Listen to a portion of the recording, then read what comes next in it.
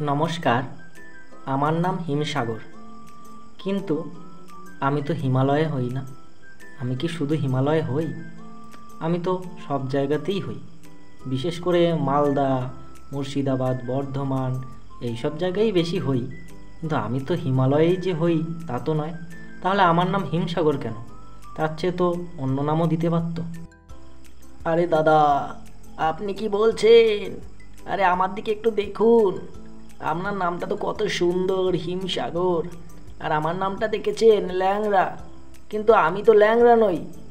আমাকে তাহলে কেন ল্যাংড়া বলে নামটা দিল? আমি কি ল্যাংড়া? আপনি দেখেছেন আমি ল্যাংড়ে ল্যাংড়ে হেঁটেছি? আমার তো পা ভাঙা নেই, হাত ভাঙা নেই, কিছুই নেই, তাহলে কেন আমার নাম ল্যাংড়া? আমি তো সব থেকে দুঃখী। হ্যাঁ, সবাই আমাকে ল্যাংড়া বলে। আপনার নামটা কত সুন্দর, হিমসাগর।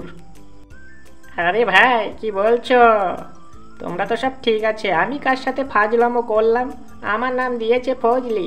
এটা কি মানা যায়? আমি ফজলি, আমি কার সাথে ফাজলামো করি? আমি তো খেতেও সুন্দর, সবাই আমাকে কত সুন্দর চিটে কুটে খেয়ে আটিটা ফেলে দেয়। তাহলে আমাকে কেন ফজলি বলবে? এই দেখুন না, এই ল্যাংড়া দাদা, হিমসাগর দাদা সবাই তো ঠিক রকমই আছে, তবুও কেমন উল্টোপাল্টা নাম দিয়েছে। এই সব বাংলার মানুষদের কি বলবো, বাঙালিরা আমাদের যে কি ভাবে। এই যখনই এই সময় আসবে গরমকাল, আমাদের খাওয়ার জন্য উঠে পড়ে লাগবে। আপনারা কি কেউ কিছু বলবেন এই ব্যাপারে? নেই ঠেলা, এ আবার বলে কি? আমার মতো কেউ কি আছে?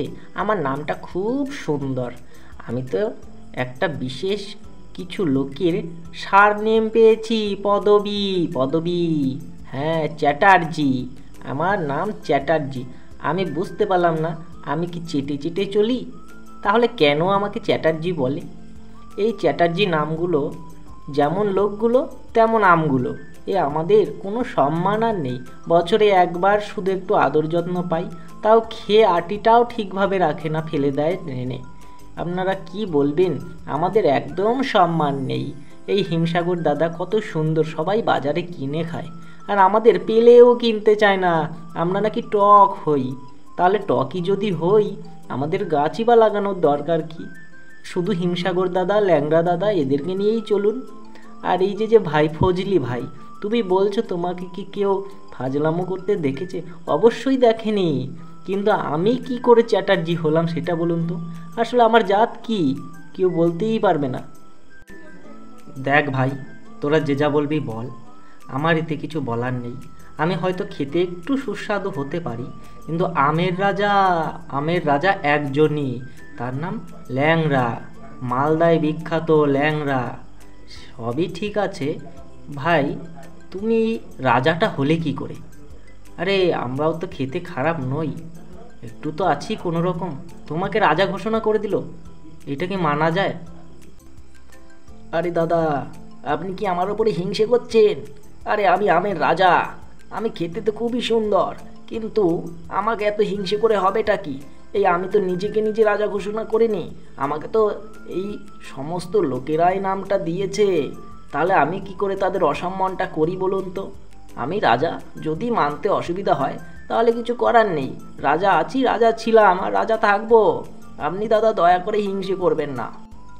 এই তোমরা তোমাদের এই ঝামেলাগুলো বন্ধ করো তো। তোমরা রাজা প্রজা নিয়েই থাকো, আর আমি আমার ফাজলামো নিয়েই থাকি।